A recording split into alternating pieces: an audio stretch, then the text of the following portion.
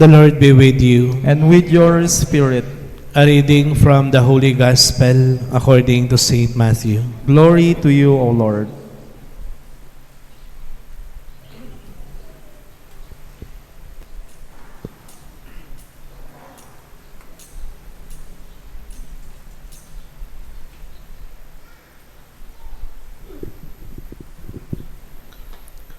Jesus took Peter, James, and John, his brother, and led them up a high mountain by themselves. And he was transfigured before them. His face shone like the sun, and his clothes became white as light. And behold, Moses and Elijah appeared to them, conversing with him. Then Peter said to Jesus in reply, Lord, it is good that we are here. If you wish, I will make 3 tents here, one for you, one for Moses, and one for Elijah. While he was still speaking, behold, a bright cloud cast a shadow over them. Then from the cloud came a voice that said, This is my beloved Son, with whom I am well pleased. Listen to him. When the disciples heard this, they fell prostrate and were very much afraid. But Jesus came and touched them, saying, Rise and do not be afraid. And when the disciples raised their eyes, they saw no one else but Jesus alone. As they were coming down from the mountain, Jesus charged them, Do not tell the vision to anyone until the Son of Man has been raised from the dead.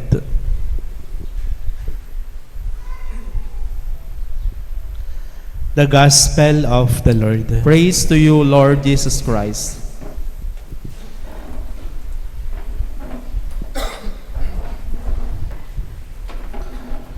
Magandang umaga po sa inyong lahat.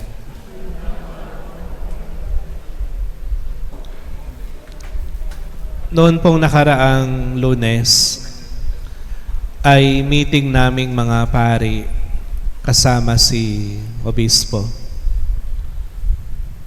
Yun na po siguro yung malungkot na meeting na nangyari. Isa po sa mga kasama naming pari ang nagpaalam. Hindi dahil pupunta po siya sa ibang lugar, kundi dahil lalabas po siya sa pagkapari. Inamin po niya na nakagawa siya ng mali at mayroong responsibilidad na naghihintay sa kanya na kailangan niyang panindigan. Ang sabi niya, lalabas ako hindi dahil hindi ko na mahal ang pagiging pari ko. Lalabas ako kasi mahal na mahal ko ang pagkapari ko. At ito ang kagustuhan ng Diyos. Hindi po ito madaling desisyon. Sa loob po ng napakaraming taon, naglingkod siya at nabuhay bilang pari. Tapos, biglang babalik ka sa pagiging laiko mo.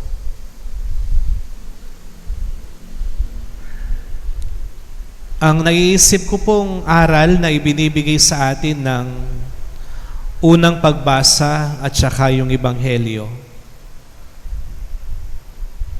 Ang tunay na kabanalan ay hindi pananatili.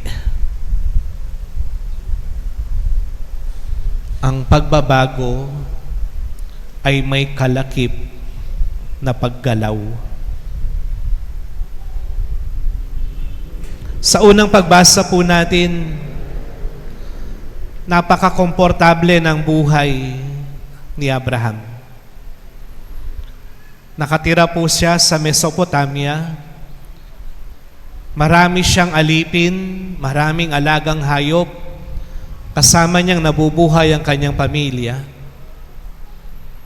Biglang narinig niya ang boses ng Diyos.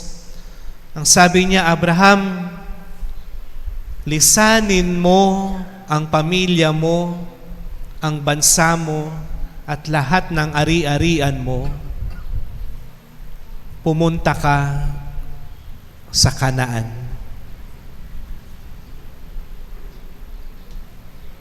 Hindi po ito madali para sa kanya.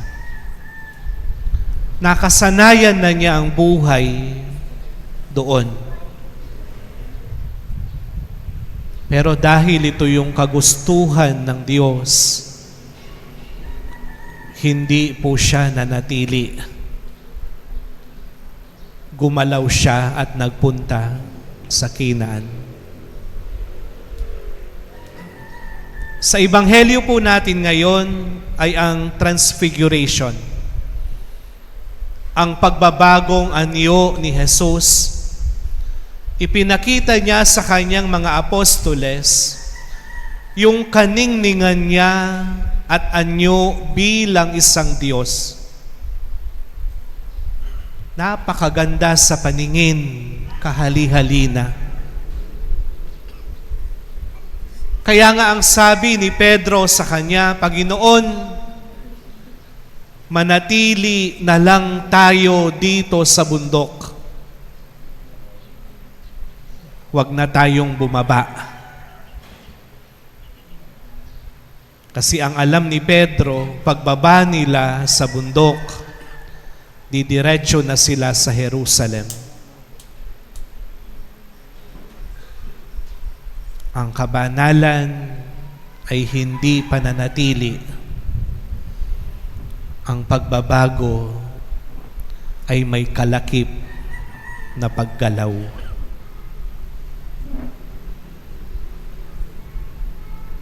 Ano ang natamo ni Abraham sa kanyang paggalaw?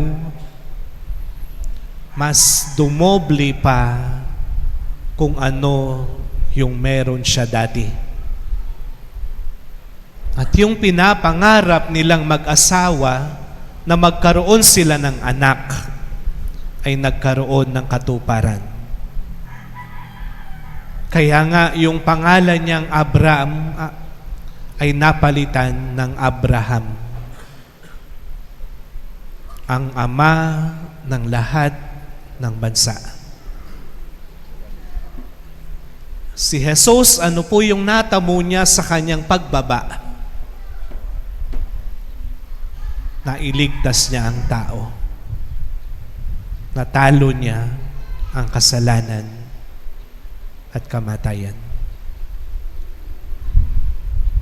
Ito po yung hinihingi sa atin ngayon, panahon ng Kwaresma. Kung minsan kasi napakalaking tukso na makontento ka na. Nagsimba naman ako, okay na yan. Kahit hindi na tayo sumama sa prosesyon, kahit hindi na tayo magdasal bago tayo matulog. Hindi naman na tayo kumain ng karne noong Friday, okay na yun. Huwag na tayong mag-ayuno. Binigyan ko na siya ng 5 piso, okay na yun. Naging mabait na ako sa kanya. Pero kung gusto mong makamit yung tunay na pagbabago at kabanalan, kailangan mong gumalaw, kailangan mong magtiis, kailangan mong magsumikap. Kasi kung mananatili ka at makukontento kung anong nagagawa mo ngayon, hanggang dyan ka na lang. Ito po yung hamon sa atin ngayon. Pangalawang linggo ng Kwaresma, marahil meron na kayong nagawang pagsasakripisyo. Huwag po kayong tumigil doon. Maghanap pa kayo kung ano yung mas maiaalay niyo para sa Diyos. Amen.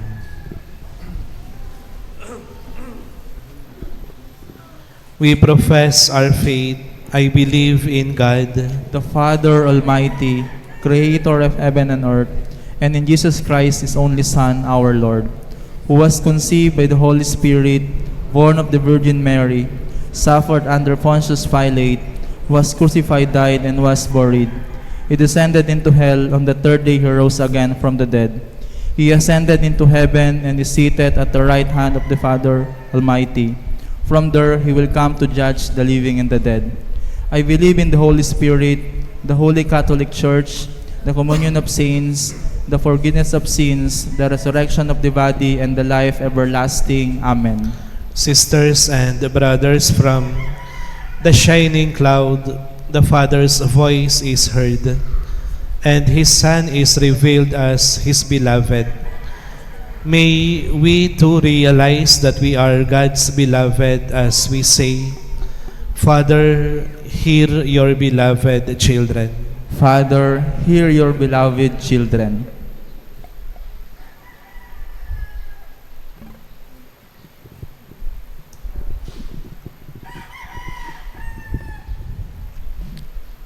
For the Church, may Pope Leo, bishops, priests, deacons, and the lay faithful become a manifestation of your love on earth in their prayer and faithful witnessing.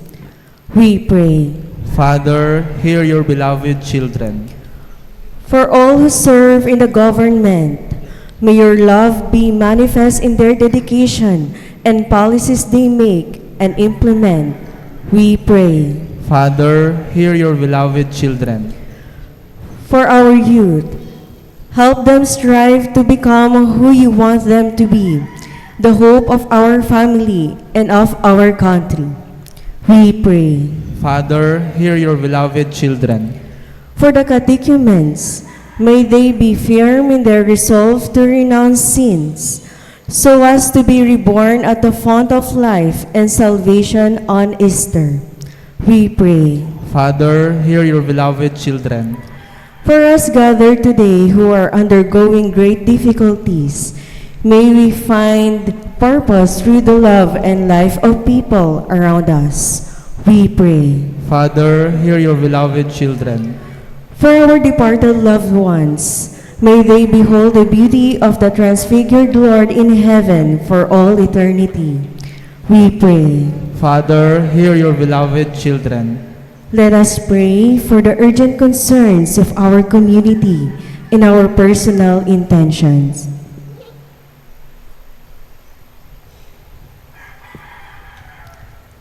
We pray. Father, hear your beloved children. We also pray for the following intentions. Thanksgiving Mass offered by Jeffrey Matias and family, Sisa Magbag, Alma Palada and family, Pastidio family, Mr. and Mrs. Alan Pitacio and family, Midna Navarro and family, Frances Angela Santiago and Maria Isabel Santiago, Gabriel family, Mr. and Mrs. Justice San Juan and family, Sister Heli Esguera, Mr. and Mrs. Francisco de la Peña and family, Marife de Guzman and family, for the 30th wedding anniversary of Mr. and Mrs. Joselito and Jovita Pitacio, for the gift of life of Aurora Fausto Villa Crucis, for the complete healing of Aria Panakal, for the special intention of Sister Abet Katahan. Lastly, we pray for the souls of Francisco, Adela, Rodolfo, and Alicia Ruiz, Lani Daga, Rosita Angel, Felicidad Pagaduan, Rolando and Estrelita Magdangal, Carl Kevin Di Guzman, Zenaida Gamboa, and all the poor souls in purgatory. Let us pray to the Lord. Father, hear your beloved children. Father, hear your beloved children. Draw us closer to you so that we too may love as you love us through Christ our Lord. Amen.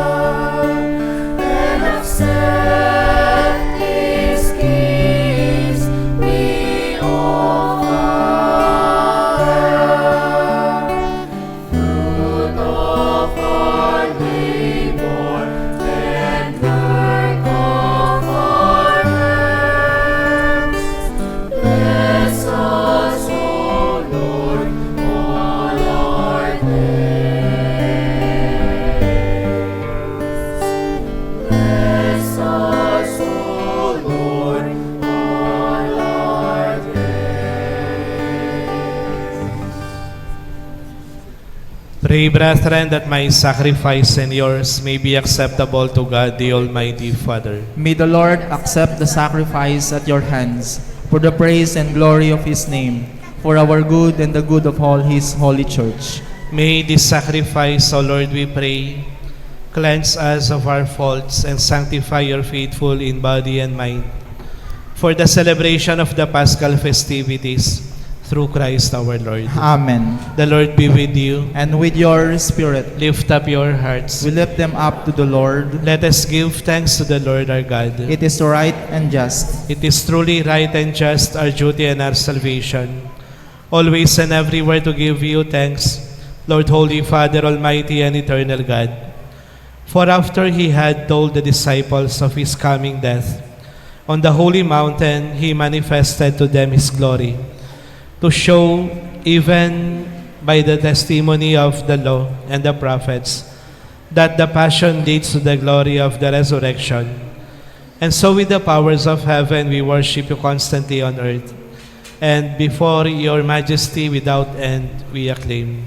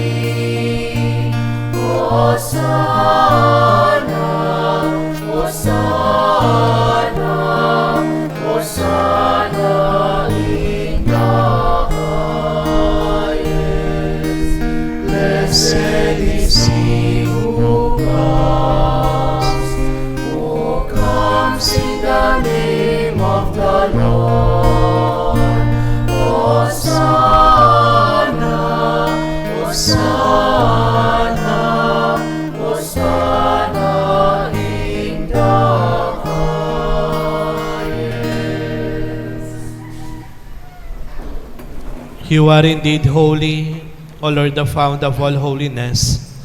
Make holy, therefore, these gifts, we pray, by sending down your Spirit upon them like the dewfall, so that they may become for us the body and blood of our Lord Jesus Christ. At the time he was betrayed and entered willingly into his passion, he took bread and giving thanks, broke it, and gave it to his disciples, saying, "Take this, all of you, and eat of it, for this is my body which will be given up for you."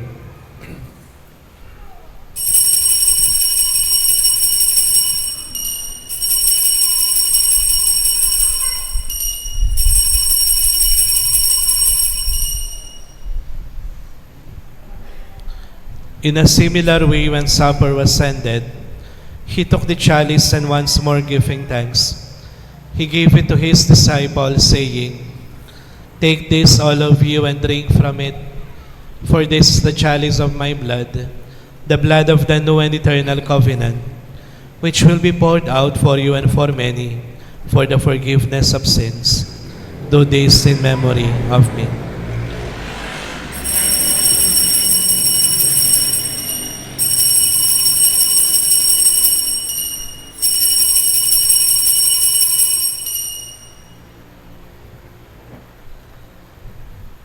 The mystery of faith.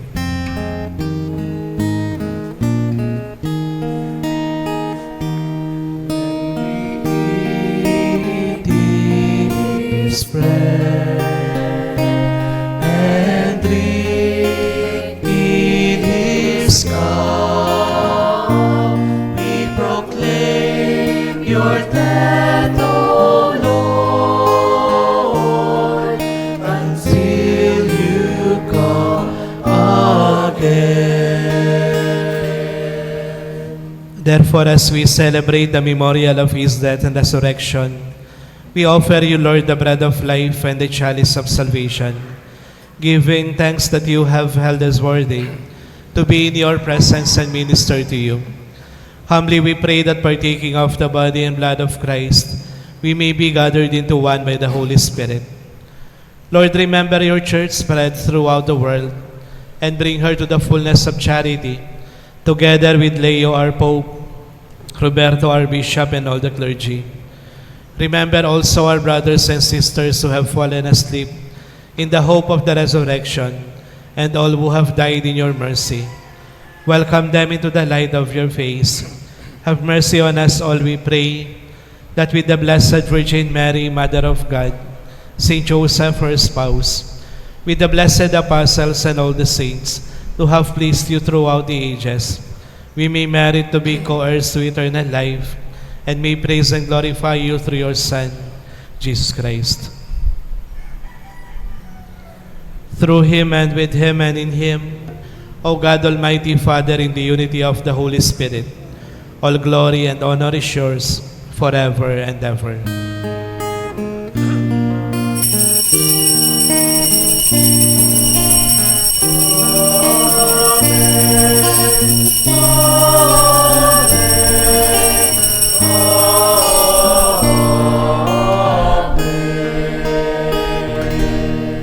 At the Savior's command and formed by divine teaching, we dare to sing.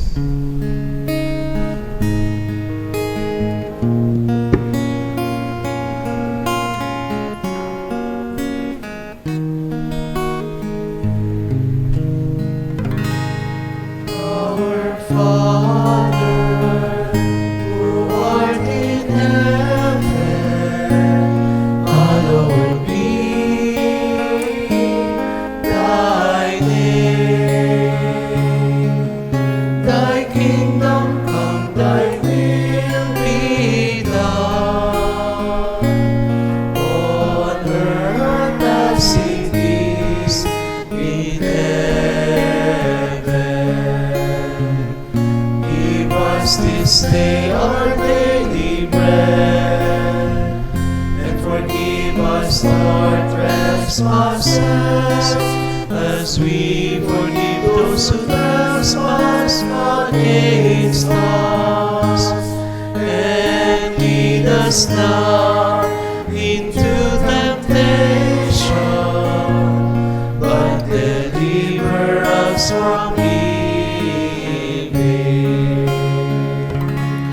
Deliver us, Lord, we pray, from every evil. Graciously grant peace in our days, that by the help of your mercy, we may be always free from sin and safe from all distress, as we await the blessed hope and the coming of our Savior, Jesus Christ. For the kingdom, the power, and the glory are yours now and forever. Amen. Lord Jesus Christ, who said to your apostles, "Peace I leave you, my peace I give you," look not on our sins, but on the faith of your church, and graciously grant her peace and unity in accordance with your will, who live and reign forever and ever. Amen. The peace of the Lord be with you always. And with your spirit. Let us offer each other the sign of peace.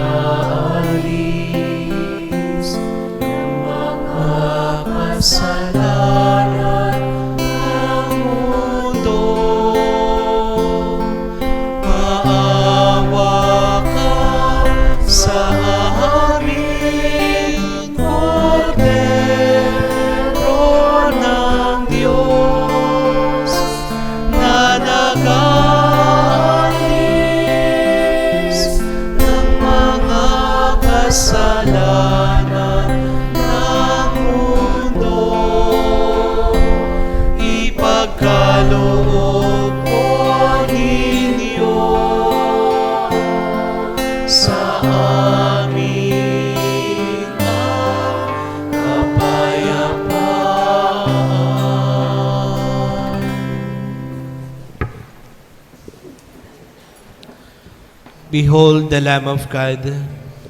Behold him who takes away the sins of the world. Happy are those called to the supper of the Lamb. Lord, I am not worthy that you should enter under my roof, but only say the word, and my soul shall be healed.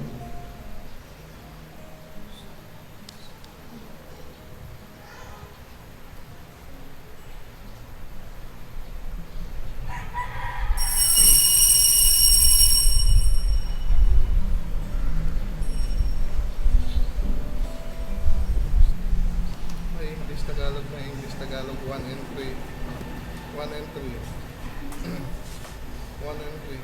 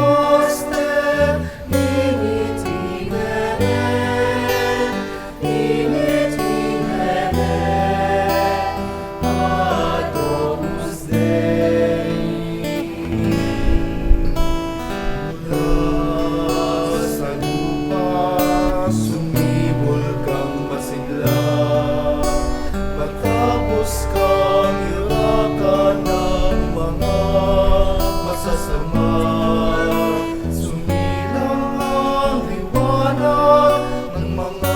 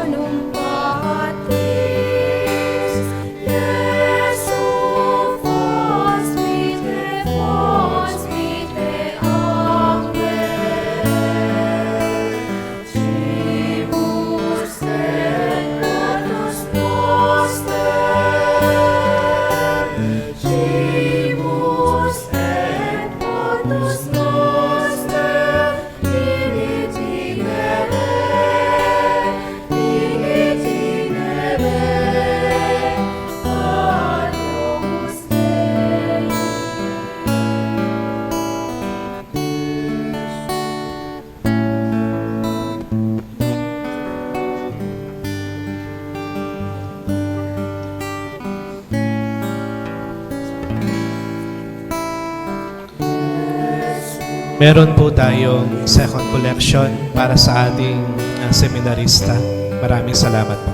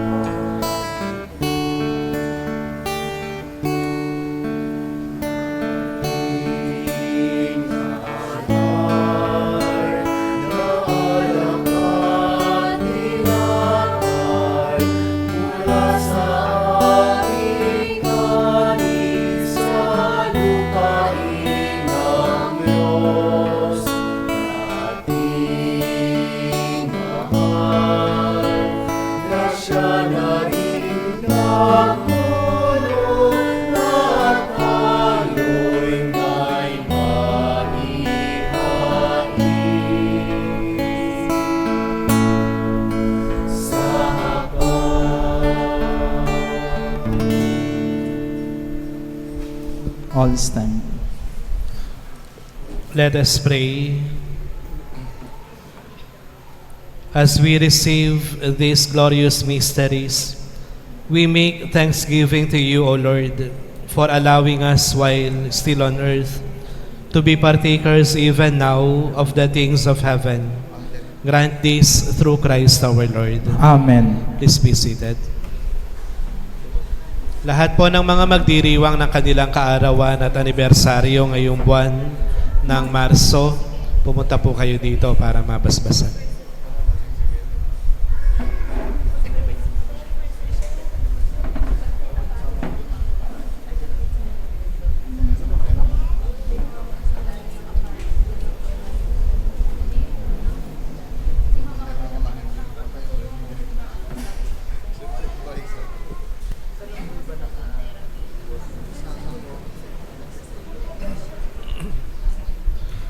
Yumuko po kayo. Let us pray. God of all creation, we offer you grateful praise for the gift of life and love. Hear the prayers of your servants who recall this month, the day of their birth, and rejoice in your gifts of life and love, family and friends. Bless them with your presence and surround them with your love, that they may enjoy many happy years, all of them pleasing to you. Grant this through Christ our Lord. Amen.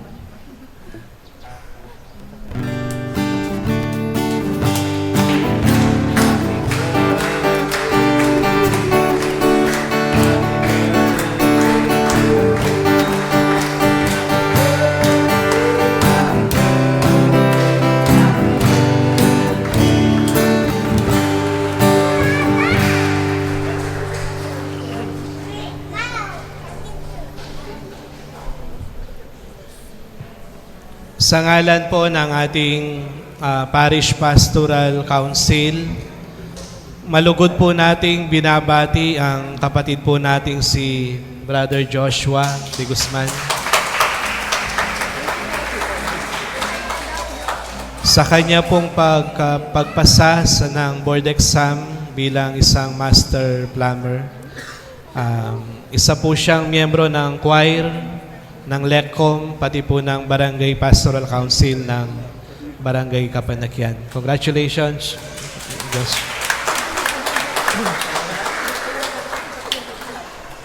Halos pumasa na silang lahat. Si Tricia na lang po yung hindi. Pangalawa, nakakuha pa po ako ng isang bus, pang-8, at 9 na slots na lamang po yung pwede, natitira. 9 na lang po. Hanggang next week po, kung makapag-decide pa po kayong sumama sa pilgrimage, magpalista po kayo sa ating treasurer. At panghuli, kagaya po ng nasabi ko, wala kami from March 2 to 6. Nasa Tagaytay po kami. Kaya wala rin po tayong Stations of the Cross ngayong week na paparating. I-move po natin sa darating po na week, March 11 and 13. Maraming salamat po at tumayo po kayong lahat.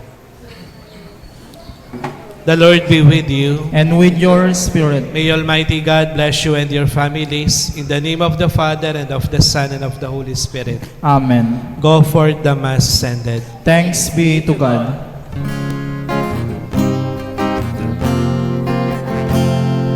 Salamat, Jesus, sa iyong pinahal. Ang buhay namin iyong iniligtas. Bubuksan ang puso at isipan, nang ang biyaya mo ay makamtan. Salamat, Jesus, sa iyong pagmamahal. Salamat sa iyong buhay. Salamat, Jesus, sa iyong pagmamahal. Salamat sa iyong buhay. Salamat, Jesus, sa iyong tinanggap.